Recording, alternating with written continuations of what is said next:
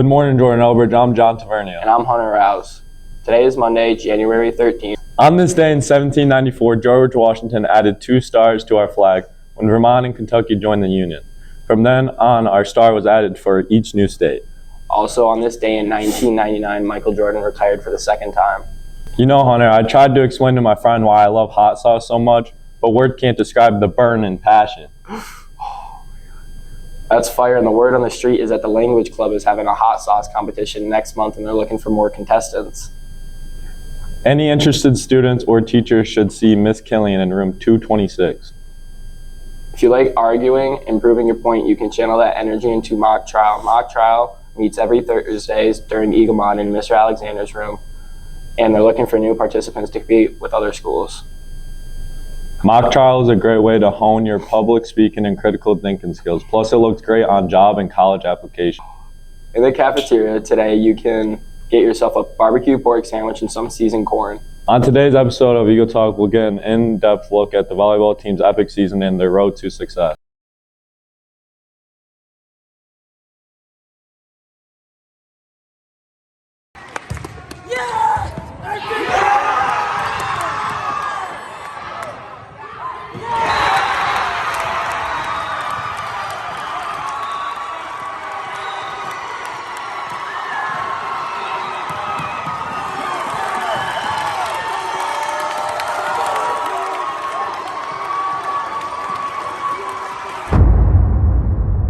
It was the best feeling ever because it made you know that people were on your side. They wanted you to have it just as much as we did.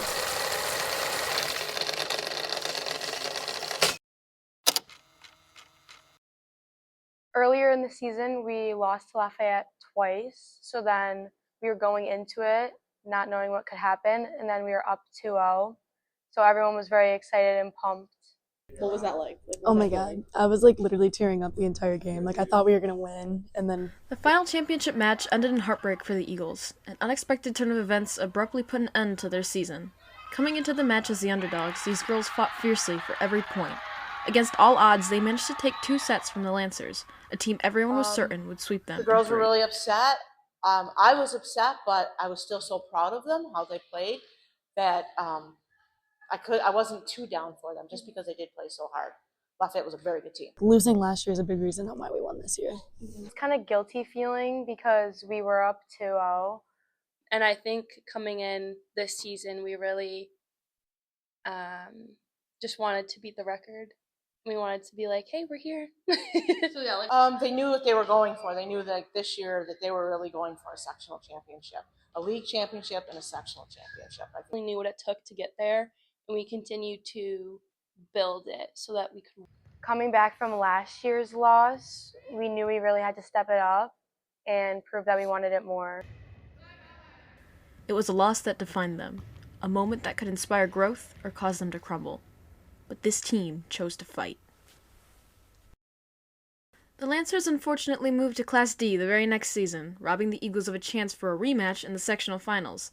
But with Lafayette out of the way, the Eagles now had a legitimate shot at a sectional title, and they were determined to seize this opportunity. We were still riding off the wave of last season, and we had a goal in mind from the very beginning, so to come out and kind of get crushed a little bit with the string of losses we had, I mean, it hurt, but ultimately we use it for motivation. That the Eagles faced a grueling start to their season, beginning on September 4th at Cazenovia. This was followed by matches against the Skaneateles Lakers at home, Hamilton on the road, and Lafayette also on the road. They lost every game, and with this blow to their record, the comeback season did not start how they all hoped. Back from that. Those were planned. Okay, no. Yeah. We knew we came out, we played some tough teams, and that helped us prepare us for the rest of the season, I believe. Yeah. The Eagles' first major challenge came against Wheatsport, an unfamiliar opponent. Having just switched to fall volleyball, Wheatsport was an unknown threat. A few nights earlier, they'd gone to 5 sets against Cato and emerged victorious. Their offense was sharp and their defense was scrappy, a team that seemed to have it all together. The Eagles, on the other hand, were struggling. Each player brought unique skills to the court, but they hadn't found a way to play as one cohesive unit. The stakes were high. Winning this match would tie them with Wheatsport for first place in league standings. Everyone knew how huge this Wheatsport game was. It was essentially the league championship game, and it was most likely going to be the sectional final game that we were going to see, and we all knew that. So we knew we had to come out and we had to make a statement this game. They played an outstanding match, winning decisively in 3 sets. The Eagles dominated the court from start to finish, with Wheatsport's formidable offense and defense nowhere to be seen. Obviously, that Wheatsport game was huge, but we knew we had Phoenix coming up, who was also doing really, really well. And honestly, winning that Phoenix match just really showed us, like, hey, we're here this season, and we're ready to compete with anybody that we have to face. The Eagles have always played their best against Phoenix at home. Last year, they clinched a dramatic 5-set victory, and this season they were eager to replicate that success. And they delivered. In one of the most impressive matches of the season, every player showed up and gave their best. The Eagles' drive, work ethic, and determination were on full display, proving just how far they'd come over the past months. The Eagles went on to win their next 5 matches to form a 9-game win streak. It was an unprecedented turn of events, coming from the grueling start to their season to a dramatic turnaround. At the end of the regular season, the Lady Eagles acquired a 13-7 record. By the time sectionals came around, I mean, we were eager. We were like, let's get it started because we know what we're here to do and we're ready to execute. Previously, SAS had not been much competition, but after the thrilling upset over Hannibal, who the Eagles believed would sweep SAS, they were beginning to see them in a different light. SAS was competitive. If the Eagles at any point took their previous win for granted and sat back on their heels, SAS would be sure to capitalize on it. After the Eagles' semifinal slam, they officially punched their ticket to the sectional finals for the 2nd year in a row. This was their moment, their goal coming to fruition. It finally felt like it was becoming a reality. So close, yet so far. In compliance with other brackets, our smaller class finished the semifinals much sooner than larger classes like B and AA. So the Eagles were left with an agonizing week off. After going 2 to 3 games a week, it was a stark contrast to the usual busy schedule the team was used to.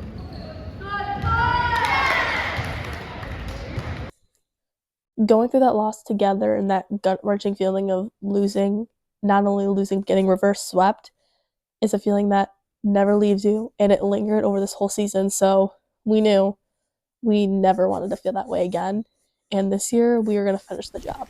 The Eagles had a reason to win, not just for revenge, but something more meaningful and profound. They had family, friends, and hundreds of other community members standing behind them, supporting them. The championship match was finally underway. The energy in the gym was electrifying as Eagles fans exploded in cheering, with the Eagles scoring their first point. Something that was really huge for us was keeping each other calm and grounded and really present in the moment, because if you're not there, if you're too excited and like fidgety, it's really easy to make errors that you might not normally make in any other game. Put over by Karts on the second hit. Newton was there, but at the end of it, at the net. There was talk of a net violation on the Eagles side of the net. Initially, the refs would disagree, and that point would be awarded to the Eagles. After further discussion, the original call was overturned, and the point was awarded to Wheatsport. This call would flip the entire momentum of the match, and unfortunately, the Eagles would not be able to recover within the set, and the Wolverines would take set 1. The second set proved to follow the same course. The Eagles started with a healthy lead, only to fall behind in the final stretch. Going into the third set, we knew we were doing something wrong, and we knew we were making mistakes. So when it came to the huddle, we could have gone on and on about what we did wrong and what we needed to fix. But we didn't. And I'm glad we didn't. Instead, we just breathed. In the third set, a must-win set for the Eagles. With their backs against the wall, this squad stormed a monster 9-0 run with the support of Madison Clossy on the service line. And honestly, I think this grounded us. It took us out of the stage of what if. What if we don't win this set? And what if this is truly the end? But it wasn't. The Eagles would later take this set 25-11, reminding all the fans in the building that this match was not I was like, over. there's the team. There's the team I know that can play like that. And so I was like, oh my gosh, they're really going to turn this around. We were all on like a high. Like we all felt great. You know, we wanted to come back even stronger the next set and just keep on building on that energy. Oh yeah, I was very excited, but I also knew that we still had the 4th and possibly the 5th. So I just knew that they were going to come back strong too. With Sydney Parsons. At a crucial point in the fourth set, the Eagles would find themselves down yet again. But with Sydney Parsons on the service line, the determination of this team, and the support from all the fans in the crowd, they were ready for this comeback. I think when we were down, we were like, what is going on? Like, what are we doing that's not working? And then when we got the ball back, then I feel like that's where we were like, okay, let's kick it in. Like, we got this. As the Eagles look to send us to In the end, the Eagles found the strength to push this game to a fifth set. Time, Newton, it's long, don't go anywhere. The day's not through yet. We're tied at 2 apiece. That was phenomenal. I think that was like a peak of the season, I should say. Yep. Knew that we had the fifth set to just like put it all together. Between sets, Eagles fans erupted in a chant, showing unity, strength, and support for their team, who they wanted to see bring home the title. Classic, and we're not done yet. Jordan-Elbridge Eagle fans have taken over the gymnasium with their volume. Was there to support us, so we knew we could do it for them. The fifth set started tight as both teams fought hard and traded points back and forth. It was actually insane. Honestly, that was probably the best thing that ever happened to me. But even as the game remained close, numerous players would rise to the occasion, making huge plays, propelling the Eagles forward. Ultimately, we were the ones with that wanted to make history. Like, we were the ones with history on the line, and we wanted to win this match for us. Far side, Kime the swing, Brown there to dig it out. Everything seemed to come together for the Eagles. This was the moment. They had worked for this, not only throughout this match, but over the course of 2 seasons. All their hard work came down to this fifth set. In the middle, Parsons. And she found room on the side stripe. When Sydney Parsons got up to serve, and I just looked over to Romano and I said, you know, she's going to go for this. And he says, of course she is. And so I was just like, get the ball over the net. Get the ball over the net. It doesn't have to be anything crazy, but get the ball over the net. And it's Parsons to serve. Pumps it over. Ledoux got some of it. Chased down by Newton. Got it over. Carts at the net. It's over. It's over. It's over. Abby Del Favaro. The winning.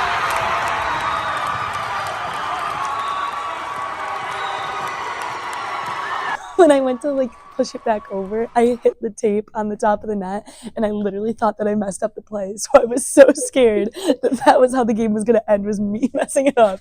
So I like, my heart was in my stomach, but once it hit the floor, like I literally just started like bawling. Like I could not control it. Yeah. The Eagles erase a 2-0 deficit. They come storming back, and they claim championship hardware. As they win this one in a 5-set thriller, 15-9, the final in set number 5. So definitely credits to Weedsport for showing up and making us battle it out. But I'm happy with what the team did and what the season came to. It was perfect.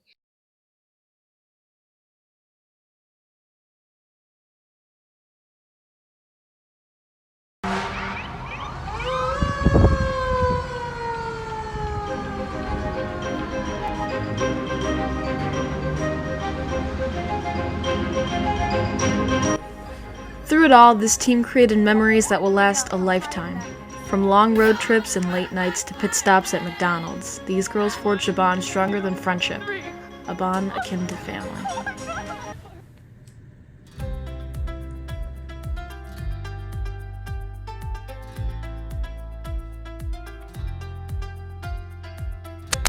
Thank you, Dad. Thank you, Brooke Sharmati. Thank you, Mom. Thank you to my teammates and to the students and staff at Jordan-Elbridge. I'd like to thank the parents of our players and all the spectators that came out to help support our team and cheer them on to a great season.